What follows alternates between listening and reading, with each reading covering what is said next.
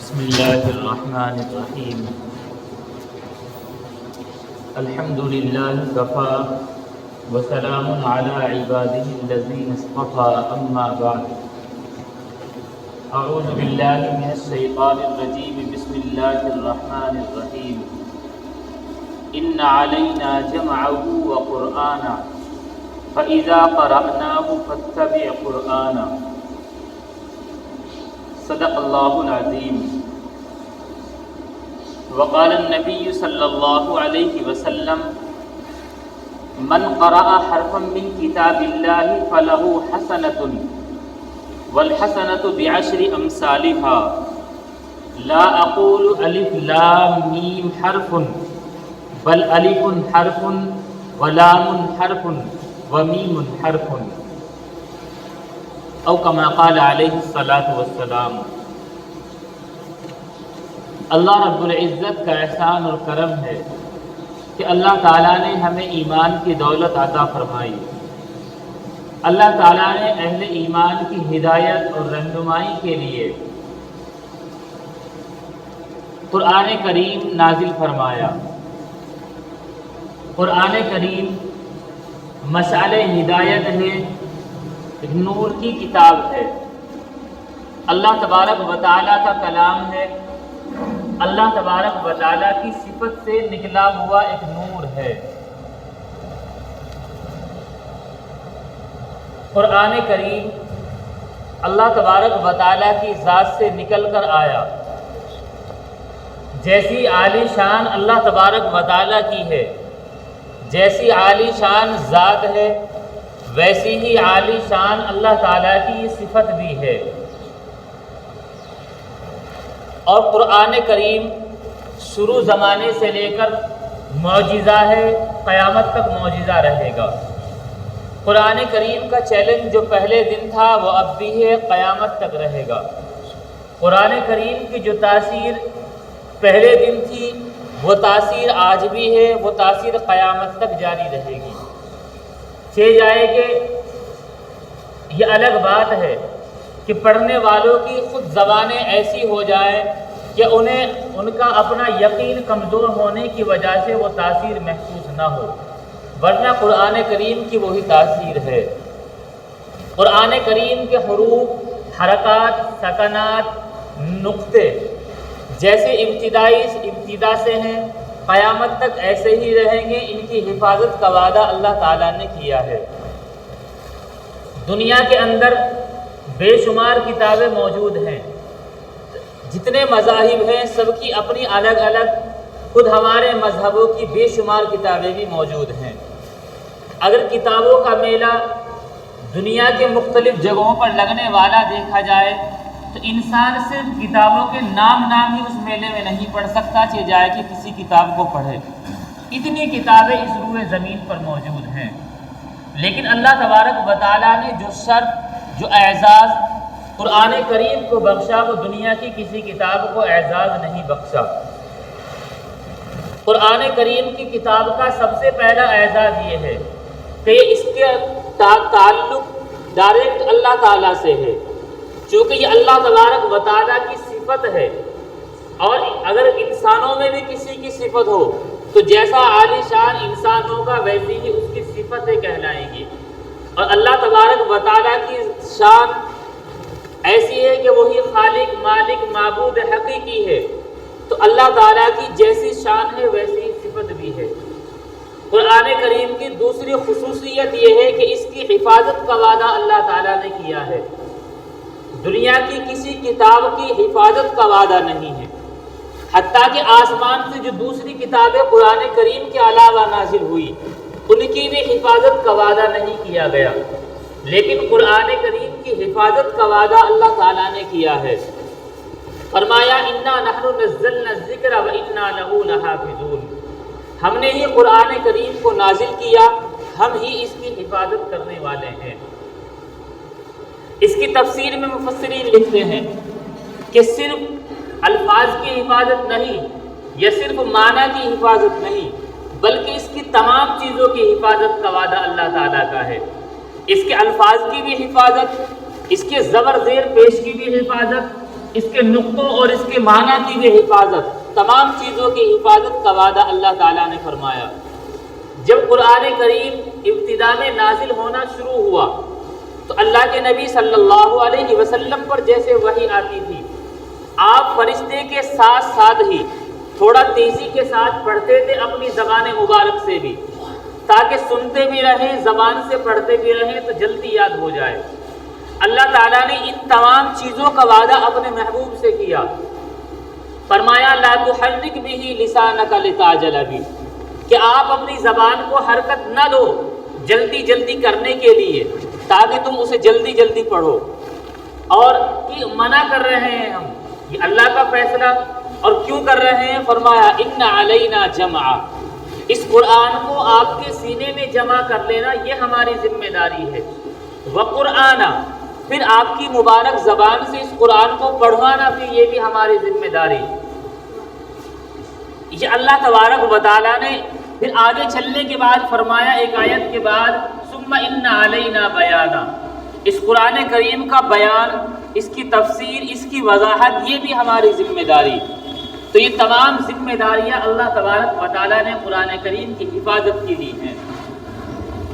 لیکن یہ کتاب جس امت کو دی گئی، امت محمدیہ کو، آج کے زمانے میں اگر دیکھا جائے تو ہمارے حالات سے ایسا لگتا ہے، بعض لوگوں کے حالات سے تو نعوذ باللہ ایسا لگتا ہے کہ اس کو بوجھ سمجھا جاتا ہے۔ بعض لوگ یہ سمجھتے ہیں کہ قرآن کریم یا تو صرف برکت کے لیے ہے یا کسی کے ثواب پہنچانے کے لیے ہے۔ اگر گھر میں انتقال ہو گیا کسی پڑوس میں، رشتے دار میں، تو قرآن پڑھ لو ثواب پہنچ جائے گا اور بس۔ اور بعض لوگوں کا نظریہ یہاں تک کہ اگر آپ نئے مکان میں جا رہے ہیں، نئی دکان، نیا کاروبار شروع کر رہے ہیں تو قرآن کریم پڑھ کر دعا کرا لو، صرف یہاں تک سمجھتے ہیں۔ یہ قرآن کریم کی حق تلفی ہے، چونکہ صرف ثواب کے لیے نہیں ہے قرآن، بلکہ قرآن کریم تو ہدایت کے لیے ہے۔ جب قرآن کریم سورہ فاتحہ کے بعد سورہ بقرہ شروع ہوتی ہے، سب سے پہلے قرآن کریم کے متعلق اللہ نے فرمایا ذالک الکتاب لا ریب فیہ، جس کتاب کو آپ پڑھنے جا رہے ہیں سب سے پہلے اس کتاب پر آپ اپنا یقین اس بات کا جما لیجئے، یہ ایسی کتاب ہے اس میں شک کی گنجائش بھی نہیں ہے۔ جس کتاب کے متعلق خود قرآن کریم کی پہلی آیت اس بات کا دعویٰ پیش کر دے کہ اب اس میں شک کی گنجائش نہیں ہے، آپ ایسی کتاب ہاتھ میں لے کر بیٹھ گئے، ایسی کتاب کو پڑھنا شروع کیا، اس میں شک نہیں کیا جا سکتا۔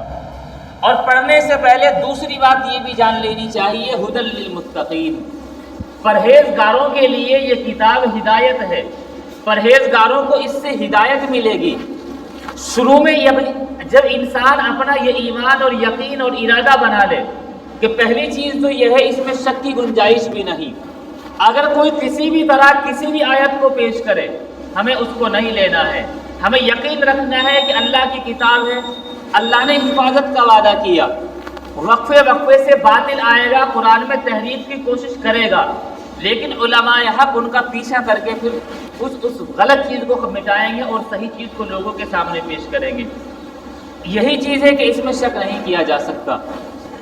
دوسرا، یہ کتاب ہدایت کی ہے، اگر صرف ثواب کی کتاب ہوتی تو یہاں پر یہ کہا جاتا کہ خیر للمتقین یا حسنۃ للمتقین، لوگوں کے لیے، پرہیزگاروں کے لیے نیکی ہے یا خیر ہے یا ثواب ہے، لیکن ہدایت کہا گیا، گویا کہ مقصد اصلی ہدایت ہے، اور اس کی تلاوت کا اعلیٰ، اس قرآن کریم کے اعلیٰ صفت ہونے کی وجہ سے لفظوں کے پڑھنے پر بھی ثواب ملتا ہے، لیکن مقصد اصلی صرف ثواب نہیں، مقصد اصلی ہدایت ہے۔ جیسے ہی یہ قرآن کریم ہمارے سامنے آتا ہے، خود ہمارے درمیان تین قسم کے لوگ ملتے ہیں جو قرآن کریم کے متعلق اپنے نظریات رکھتے ہیں۔ ایک قسم کا نظریہ رکھنے والے وہ لوگ ہیں جو قرآن کریم کو صرف اور صرف ثواب کے لیے پڑھتے ہیں، ثواب یا برکت کے لیے، کہ گھر میں پڑھ لو، نیا گھر ہے، برکت ہو جائے گی، کوئی کسی کا انتقال ہو گیا ثواب پہنچ جائے گا، صرف یہیں تک قرآن کریم کو سمجھتے ہیں۔ ایک طبقہ وہ ہے جو قرآن نعوذ باللہ قرآن کریم کی جو عمل سے ایسی آیتوں کا انکار ظاہر ہوتا ہے، ان کا کہنا یہ ہے کہ قرآن کریم کے الفاظ کو پڑھنے سے ثواب نہیں ملتا،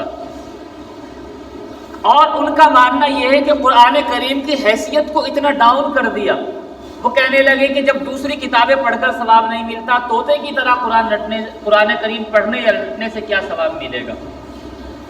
تیسرا طبقہ وہ ہے جو قرآن کریم کے مقصد اصلی کو سامنے رکھتا ہے کہ قرآن کریم ہدایت کے لیے آیا، اس کو سمجھنا چاہیے، قرآن کریم کیا تعلیم دیتا ہے، کیا رہنمائی کرتا ہے، اس کو سمجھنا چاہیے، اور اس کے ساتھ ساتھ اس بات کا قائل ہے کہ اتنا عالی شان کلام ہے، اگر آدمی نہ بھی سمجھ پائے لیکن پھر بھی یہ ہے کہ پڑھ کر ثواب سے محروم تو نہیں رہے گا۔ یہ تیسرا طبقہ ہے، یہی علماء حق ہیں، یہ برحق لوگ ہیں۔ پہلا طبقہ اگرچہ اپنی نادانی یا کم علمی کی وجہ سے مجبور ہے، لیکن اب حکم یہ ہے شرعی کہ کوشش کرنی چاہیے کہ قرآن کریم کو سیکھنے کی کوشش کرے، جہاں موقع ملے، جس برحق عالم کے پاس، برحق رہبر کے پاس موقع ملے وہاں سیکھنا چاہیے۔ دوسرا طبقہ جو کہ قرآن کریم کے الفاظ کی کوئی حیثیت اور ویلیو نہیں دیتا۔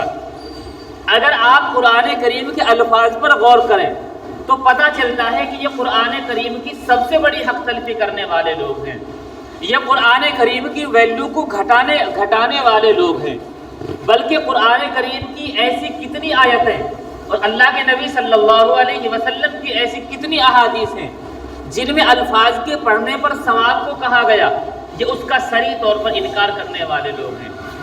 آج اسی کی مختصر تشریح کی جائے گی انشاءاللہ۔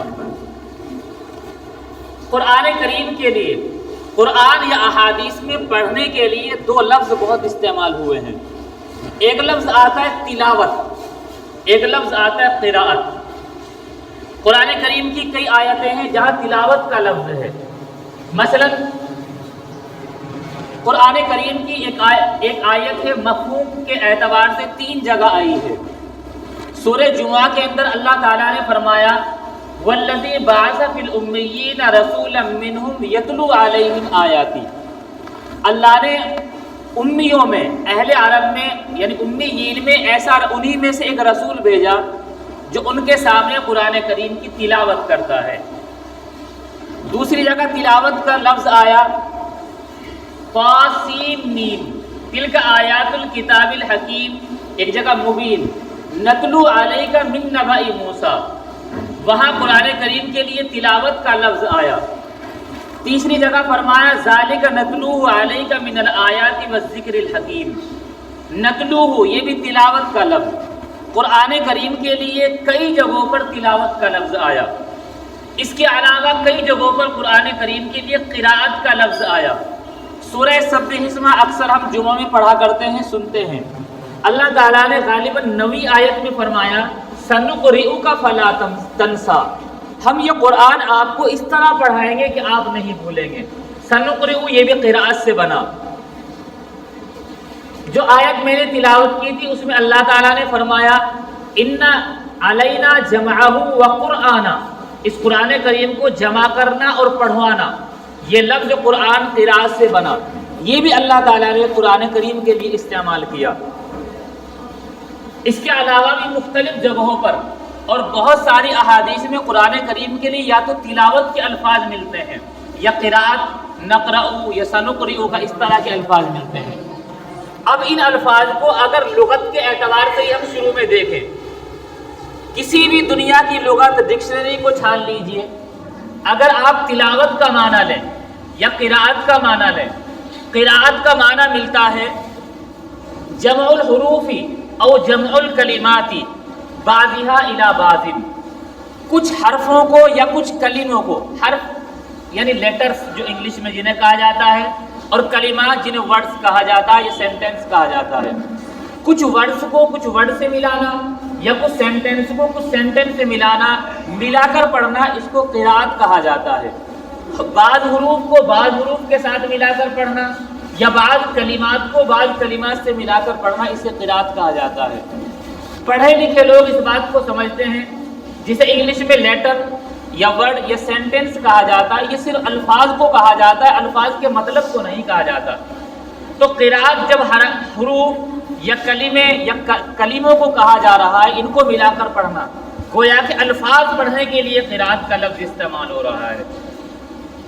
تلاوت کا معنی ملتا ہے لغوی معنی لفظوں کو پڑھنا، اور اصطلاح میں تلاوت کا معنی بیان کیا جاتا ہے التلاوت تختص باتباع کتب اللہ المنزلہ تارۃ بالقراءۃ و تارۃ بالارتسام، کہ اللہ تعالیٰ کی نازل کی ہوئی کتاب کے الفاظ کو پڑھنا عمل کرنے کے ساتھ ساتھ کبھی تو تارۃ بالقراءۃ، کبھی تو ان کے الفاظ کو پڑھ کر، کبھی ان الفاظ پر عمل کر کے، اسے تلاوت کہا جاتا ہے۔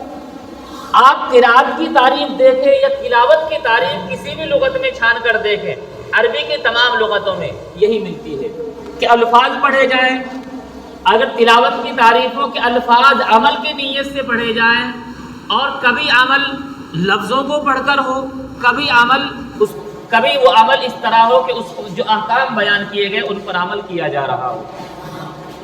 اب قرآن کریم کے اندر ان دو لفظ جو قرآن کریم کو پڑھنے کے لیے استعمال کیے گئے، جب ہم ان کے لغوی معنی پر ہی غور کرتے ہیں تو اسی سے سمجھ میں آتا ہے کہ الفاظ پڑھنا بھی اللہ تعالیٰ کے یہاں مطلوب ہے۔ دوسرا، جب قرآن کریم کی تفسیر ہم پڑھتے ہیں، اللہ تعالیٰ نے جو میں نے آیت تلاوت کی، اللہ تعالیٰ نے فرمایا هو الذی بعث فی الامیین رسولا منہم یتلو علیہم آیاتہ۔ جب حضرت ابراہیم علیہ السلام کی تمام امتحانات پورے ہو گئے، اللہ تعالیٰ نے ان سے انعام کے متعلق کہا کہ اب جو تم انعام مانگو گے اللہ تعالیٰ کی طرف سے وہ انعام دیا جائے گا۔ جیسا کہ پہلے بھی یہ بات ذکر کی کہ حضرت ابراہیم علیہ السلام نے اللہ تعالیٰ سے ایک انعام مانگا تھا، فرمایا ربنا وبعث فیہم رسولا منہم یتلو علیہم آیاتک، یعنی جناب محمد الرسول اللہ صلی اللہ علیہ وسلم کے متعلق درخواست کی کہ وہ میری نسل میں، میری اولاد میں پیدا ہونے چاہیے، میرے لیے سب سے بڑا انعام ہے۔ حضرت ابراہیم علیہ السلام نے جب آپ صلی اللہ علیہ وسلم کے متعلق دعا کی کہ وہ میری اولاد میں ہونے چاہیے، تو 4 چیزیں مانگی تھی۔ انہیں 4 چیزوں کو اللہ تعالیٰ نے جب آپ صلی اللہ علیہ وسلم کی بعثت کا اعلان فرمایا سورہ جمعہ کے اندر، وہاں بھی ان 4 چیزوں کو بیان فرمایا کہ اللہ نے امیین میں ایک رسول بھیجا، اس کے 4 کام ہیں۔ پہلا کام یتلو علیہم آیاتی، وہ لوگوں کے سامنے قرآن کریم کی آیتوں کی تلاوت کرتا ہے۔ جیسا کہ بعض لوگ جو میں نے ذکر کیا وہ کہتے ہیں کہ لفظوں کے پڑھنے سے فائدہ نہیں، لیکن نبی کے پہلا کام یہ ذکر کیا گیا کہ وہ لفظوں کو پڑھتا ہے، تلاوت کرتا ہے، اور یہ بات آیت کے اگلے جملے سے اور زیادہ سمجھ میں آتی ہے۔ فرمایا وَيُزَكِّيهِمْ، وہ نبی ان کے دلوں کو گندگیوں سے پاک کرتا ہے۔ آگے فرمایا وَيُعَلِّمُهُمُ الْكِتَابَ، وہ نبی انہیں کتاب سکھلاتا ہے۔ کتاب سکھلانے کا مطلب جو الفاظ پڑھے گئے ان کے معنی، ان کے مطلب وہ نبی ان کے سامنے ذکر کرتا ہے، بیان کرتا ہے۔ اگر تلاوت کا معنی ہم نے پہلے سے یہ لے لیا کہ وہ الفاظ بھی پڑھتا ہے، معنی بھی پڑھتا ہے، تو پھر یعلمہم الکتاب کا کیا مطلب؟ اس کا مطلب دونوں لفظ کے الگ الگ معنی، تلاوت کا معنی لفظوں کو پڑھنا، اور یعلم تعلیم کا معنی ان لفظوں کے جو معنی اور مطلب انہیں سکھلانا۔ اسی وجہ سے اس کا ترجمہ اور تشریح کی جاتی ہے یعلمہم الکتاب، نبی انہیں قرآن کریم کی وہ تعلیم دیتا ہے، وہ احکام بیان کرتا ہے، والحکمہ، حکمت کی باتیں بتلاتا ہے، یعنی اپنی سنتیں اور اپنی احادیث ان کے سامنے پیش کرتا ہے۔ قرآن کریم کی یہ آیت جس میں نبی کے 4 کام ذکر کیے گئے، یہ بالکل صریح ہے اس بات کے لیے کہ اللہ تعالیٰ کے یہاں اگرچہ قرآن کریم کا مقصد یہ ہے کہ معنی مطلب سمجھے جائیں، لیکن اس سے یہ بھی سمجھ میں آتا ہے کہ نبی کے کاموں میں ایک یہ بھی ہے کہ لفظوں کی بھی تلاوت ہو۔ جو لوگ یہ کہتے ہیں کہ لفظوں کو، صرف لفظوں کو پڑھنا، طوطے کی طرح رٹنا، اس کا کوئی فائدہ نہیں، تو اس کا مطلب جو اس آیت کا پہلا لفظ یتلو علیہم، وہ اس کا صاف انکار کر رہے ہیں۔ اسی لیے جو میں نے ذکر کیا کہ جو 3 طبقے ہیں ان میں جو درمیانی طبقہ ہے جو الفاظ پر ثواب کا دعویٰ کرتا ہے کہ لفظ پڑھنے پر ثواب ملتا ہے، لیکن مقصد اصلی ہے کہ معنی پڑھ کر، مطلب سمجھ کر اس کو پڑھا جائے، اس سے ہدایت حاصل کی جائے، یہ اس کا مقصد اصلی ہے، یہی برحق طبقہ ہے۔ اب قرآن کریم کی کتنی آیتوں سے اور احادیث سے اس بات کو ثابت کیا جائے؟ جو میں نے آیت پڑھی تھی، اللہ تعالیٰ نے فرمایا سنقرئک فلا تنسیٰ، یہ قرآن آپ سے ہم پڑھوائیں گے۔ گویا کہ قرآن کریم کی تلاوت اول مرحلہ میں سب سے پہلے اللہ تعالیٰ نے کی۔ اللہ کے نبی صلی اللہ علیہ وسلم پر جو اللہ کا پیغام آتا تھا، اس پیغام کو مفسرین نے اور محدثین نے یہ کہا کہ وحی کی دو قسمیں ہیں، وحی مطلوع اور وحی غیر مطلوع۔ وحی مطلوع یہ تلاوت سے بنا، ایسی وحی جس کی بار بار تلاوت ہوتے ہوئے چلی آ رہی ہو، اور وحی غیر مطلوع جس کی بار بار تلاوت ہو کر نہ آ رہی ہو۔ اسی کی تشریح کی جاتی ہے کہ وحی مطلوع صرف قرآن کریم کو کہا جاتا ہے، اور وحی غیر مطلوع اللہ کے نبی صلی اللہ علیہ وسلم کی احادیث کو کہا جاتا ہے، کہ جن کا مضمون اللہ تعالیٰ نے قلب مبارک پر نازل فرمایا، الفاظ آپ صلی اللہ علیہ وسلم کے۔ اور قرآن کریم کی بار بار تلاوت اس طرح ہوئی کہ سب سے پہلے اللہ تبارک و تعالیٰ نے جب جبریل امین کو یہ کلام دیا تو اپنی مبارک زبان سے تلاوت فرمائی، پھر حضرت جبریل امین نے آپ صلی اللہ علیہ وسلم کے سامنے جب قرآن کریم پیش کیا تو انہوں نے آ کر تلاوت فرمائی۔ آپ صلی اللہ علیہ وسلم نے جب صحابہ کرام کو یہ کلام سنایا تو آپ صلی اللہ علیہ وسلم نے بھی الفاظ پڑھ کر سنائے، بار بار تلاوت ہوتی رہی، پھر یہ قرآن کریم عام لوگوں کے پاس آیا۔ یہی وجہ ہے جو میں نے آیت کی پڑھی تھی، اللہ نے جس میں فرمایا کہ آپ اپنی زبان کو جلدی کرنے کے لیے حرکت نہ دیجیے، جلدی زبان نہ چلائیے۔ اس کا مطلب ادھر حضرت جبرائیل علیہ السلام پڑھ رہے ہیں، ادھر آپ صلی اللہ علیہ وسلم بھی بار بار پڑھ رہے ہیں، تو یہ بار بار تلاوت ہو رہی ہے، تبھی تو تلاوت اس قرآن کریم کے اندر پائی گئی۔ تو قرآن کریم اول مرحلہ میں اللہ تعالیٰ نے پڑھا، اب اللہ تعالیٰ اصل قاری ہیں، اس کے بعد جبریل امین نے پڑھا، اللہ کے نبی صلی اللہ علیہ وسلم نے پڑھا، اور اس کے بعد پوری امت محمدیہ پڑھتی چلی آ رہی ہے۔ اور اس امت کے لیے اتنا بڑا اعزاز یہ ہے، اگر سرکاری لقب کسی کا ہو تو مفت میں کسی کو وہ لقب نہیں دیا جاتا، لیکن اصل قاری کا لقب اللہ تعالیٰ کا جو قرآن کریم پڑھنے اور پڑھانے والے ہیں۔ سورہ رحمان کو جب تلاوت کیا جاتا ہے، شروع میں فرمایا الرحمن علم القرآن، رحمان نے ہی قرآن سکھلایا، تو گویا کہ معلم ہونا، قاری ہونا یہ اللہ کی صفت، لیکن اللہ تعالیٰ نے یہ صفتیں اپنے محبوب کے واسطے سے محبوب کی امت کو دے دی۔ پھر آپ صلی اللہ علیہ وسلم کی امت میں معلم بھی ہونے لگے، قاری بھی ہونے لگے، یہ اتنا بڑا انعام۔ اور اگر تلاوت کا سرے سے کوئی انکار کرتا ہے کہ صرف لفظوں کو پڑھنے سے ثواب نہیں ملتا، تو وہ گویا کہ اس اعزاز سے محروم کرنا چاہتا ہے۔ یہ اعزاز قرآن کریم کا، دنیا کی کسی کتاب کو یہ اعزاز حاصل نہیں کہ اس کے لفظوں کو پڑھ کر ثواب ملتا ہو، صرف قرآن کریم کو یہ اعزاز، بحیثیت کتاب کے قرآن کریم کو یہ اعزاز حاصل ہے کہ صرف الفاظ پڑھ کر ہی ثواب ملتا ہے۔ اور اگر کوئی یہ انکار کرتا ہے کہ لفظ پڑھ کر اس کا بھی ثواب نہیں ملتا، گویا کہ وہ یہ کہنا چاہتا ہے کہ قرآن کریم کا جو معیار آپ اپنے انداز میں بتلا رہے تھے اتنا اونچا نہیں ہے، بلکہ نعوذ باللہ اتنا نیچا ہے جتنی عام کتابیں دنیا کی، بلکہ قرآن کریم کا معیار وہ گھٹا رہا ہے۔ اور حقیقت یہ ہے کہ قرآن کریم کا معیار اتنا اونچا ہے کہ اگر سمجھ میں بھی نہیں آ رہا ہے، معنی بھی نہیں ذہن میں آ رہے ہیں، تو بھی قرآن کریم کے پڑھنے پر ثواب ملتا ہے۔ یہ علماء اہل سنت والجماعت کا متفقہ فیصلہ ہے۔ تو اللہ کے نبی صلی اللہ علیہ وسلم کی بے شمار احادیث ہیں۔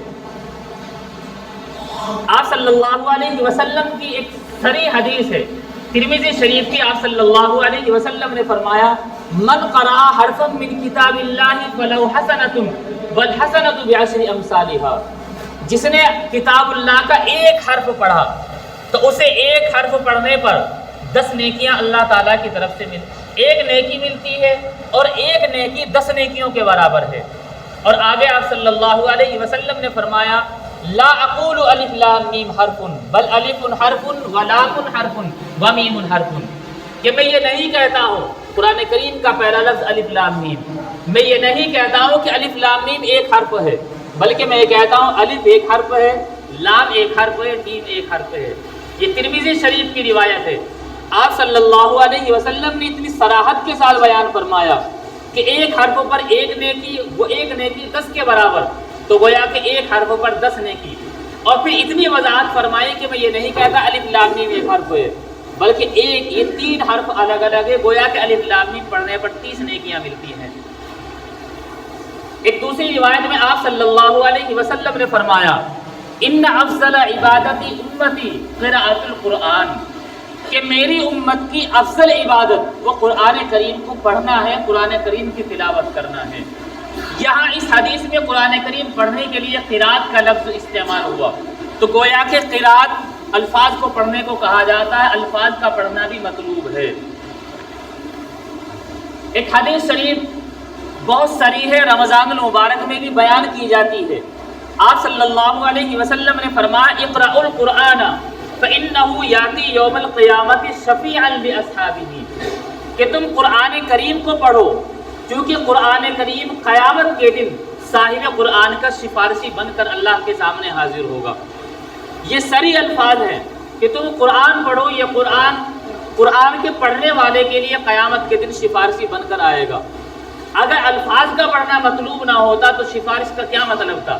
معنی سفارش کرنے کے لیے نہیں آئیں گے، چونکہ اللہ تعالیٰ نے معنی نہیں پڑھے، اللہ تعالیٰ نے اپنی زبان مبارک سے الفاظ پڑھے، آپ صلی اللہ علیہ وسلم نے الفاظ پڑھے، تو سفارش اللہ تعالیٰ کی یہ صفت بن کر کرے گی، نہ یہ کہ معنی۔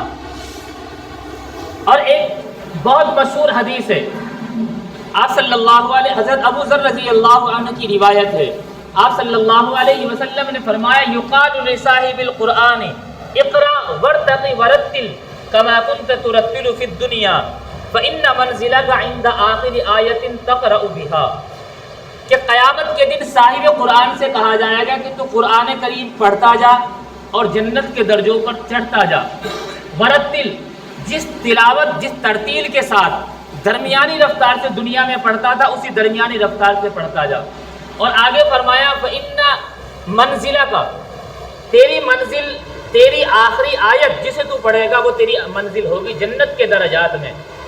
ظاہر سی بات ہے یہ اللہ تعالیٰ کے سامنے تفسیر کرے گا وہاں بیٹھ کر کہ اللہ یہ آیت پڑھی، اب تفسیر سنو، اب ایک درجے میں بڑھوں گا، ایسا نہیں ہے، بلکہ آیت کے الفاظ بھی، یہ مفہوم بھی، اور قیامت کا وہ موقع اور محل بھی بتلاتا ہے کہ صرف وہ الفاظ پڑھے جائیں گے جو کہ اللہ تعالیٰ کی صفت تھے، جو کہ اللہ تعالیٰ کی ذات سے نکل کر آئے تھے، انہی الفاظ کو اللہ تعالیٰ فرمائیں گے کہ ان لفظوں کو پڑھتا جا اور جنت کے درجوں پر چڑھتا جا۔